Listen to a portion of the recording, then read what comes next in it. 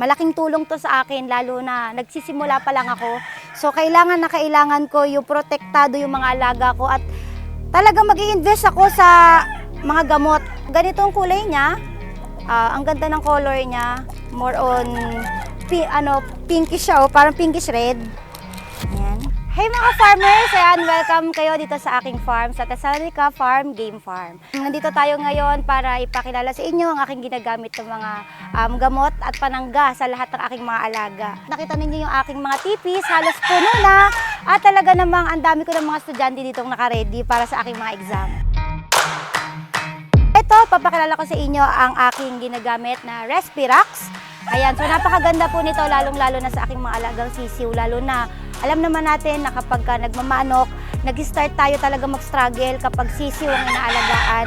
Ayan, dahil dyan nagsisimula yung mga sakit, sipon, halak, at marami pang iba. So itong ating Respirax, ito ay powder type. So makita ninyo. Ayan siya. Napabilib ako sa Respirax dahil iba na yung content niya, mas pinaganda at pina-level up. Kung yung mga gamot na ginagamit natin dati, more on amoxicillin lang ang content. So kung sa tao, yun yung lagi natin iniinom. Pero ang laman na nito ay ayan, naka-erythromycin na siya. Dito lang siya hinahalo sa 4 liters of water ang isang sachet.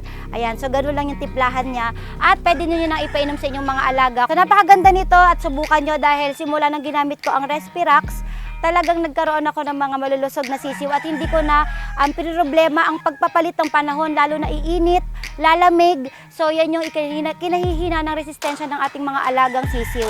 So halika kayo, ipapakita ko sa inyo ang paghahalo or pagkukutaw ng Respirax. Kailangan lang ninyo ng 4 liters of water sa isang pack ng Respirax.